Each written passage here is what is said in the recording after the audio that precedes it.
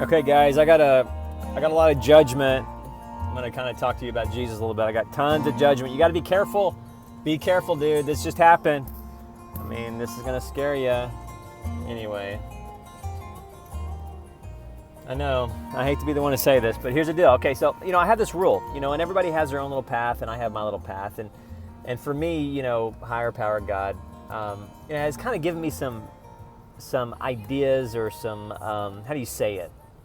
Not ideas, but there's just some things that I know that there's certain groups of people that I need to honor, and I need to send light and love to, and there's all different groups. One of the groups are the homeless people, the homeless niggas, the clowns, the holy shit, these guys. And there's been a couple things that this travelogue has before. I guess there's kind of a John before the Johnny Travelogue, and there's Jonathan Fibonojji Holla.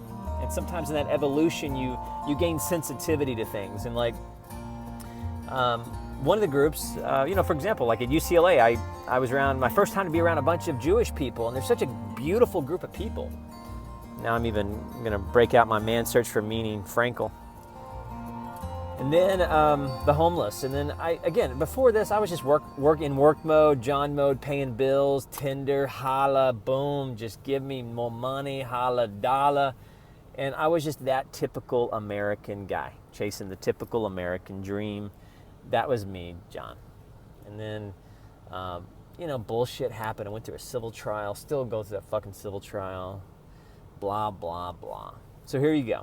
The homeless people. So this morning, I got a couple dollars by God's grace, by the Lord's grace. I have a few dollars in my pocket, which is its own story, because God kind of really convicted me that there is a sibling that I have an unforgiveness towards, and anyway, so I met that unforgiveness and reached out to that sibling who I still don't like. And I was clear with him, I don't like him, but I was also clear with him that I wanted to have peace and forgiveness with him. It took me 40 years to realize that you can come to peace and deal with the resentment without having to feel the pressure that we're going to have to be best friends and all that shit. It took me 40 years to realize that reconciliation does not necessarily mean that the relationship goes back to the original form. He's a sibling. In fact, the older that I get, he's a half brother. He's made in the image of God. And I'm more comfortable calling my sibling, referring to him by his first name versus as a brother. Because when I put the word brother on him, then I put all my expectations. And the 12 talks about how expectations is the reverse of serenity. And so when I just refer to my brother as my brother versus, or by his name versus brother. So here you go. Because I met that resentment, that brother blessed me with some money when I really needed it. And then, here I'm walking into the store, and this is where the judgment and condemnation comes, so get ready. One thing that God has told me is like, when you meet a homeless person, they get $5. $1 is you have to at least give $1, but $5 is what they need. And he kind of walked me through the difference between 5 and 1 for a homeless person. That 4 is a holla. I mean, that 4 gets them a cup of coffee. That 4 gets them, integrated into society. That 4 gives them a bathroom. That 4 gives them dignity. For a homeless person, the difference between $5 and $1 is a lot.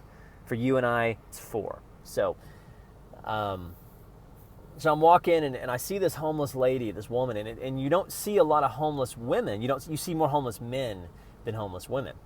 And so I see this beautiful African American homeless woman, and I know I'm supposed to give her at least $1. And I'm having my day and getting caught up in my shit and where I need to go, and then as I'm standing in Starbucks, so this is the stuff you got to be careful with. As I'm standing in Starbucks, remember I'm out here in California. This other homeless guy is in the homeless, or in the grocery store, and he has his fucking bike. Okay, he has his fucking bike in the grocery store, and he's being escorted out. And I'm seeing this guy getting hustled. I'm seeing my fellow clown getting, getting the heat on him. And I'm like, fuck that. So I walk up to the homeless guy, and I'm just telling you the story here, the facts. I walked up to the homeless guy, and I said, sir, are you with me? Because I knew that when I said, "Are you with me?" I said, "Do you need some coffee? Because I can get you some coffee." And once I said, "Are you with me?" the grocery store employee chilled the fuck out and walked away. So, what's the moral of the story?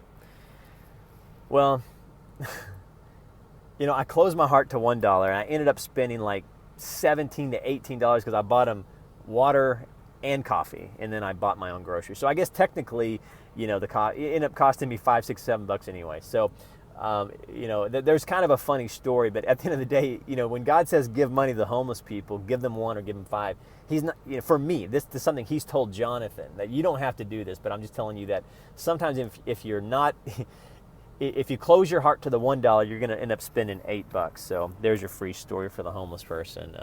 But man, this guy was so interesting, and this clown, and I don't want to go into his story, and I certainly wouldn't take his picture.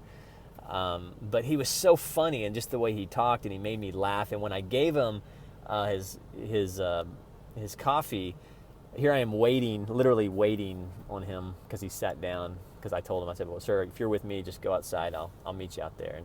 And when I gave it to him, he said, and this really touched me. He goes, "I love you. I love you. I love you." And that was the first time that a homeless person ever said, "I love you." But just the way he carried himself, and you know how people are just inherently funny. This guy was just so funny, and anyway, so be careful when God says give 1. If you don't give 1, you're gonna pay 8. Holla nigga. So there's your story. Go bless somebody today. Be light and love to somebody, because everybody is facing a burden that you don't know, and that's where be kind and just being loving. And at the end of the day, whatever path we take, we can agree on a few things, dude. Being loving and being kind. Man, that's it. I think the Dalai Lama said, kindness is my religion. Just go be kind, dude. You don't know what to do, just go be kind. You only have $5, give a quarter. Holla, nigga. You guys be good.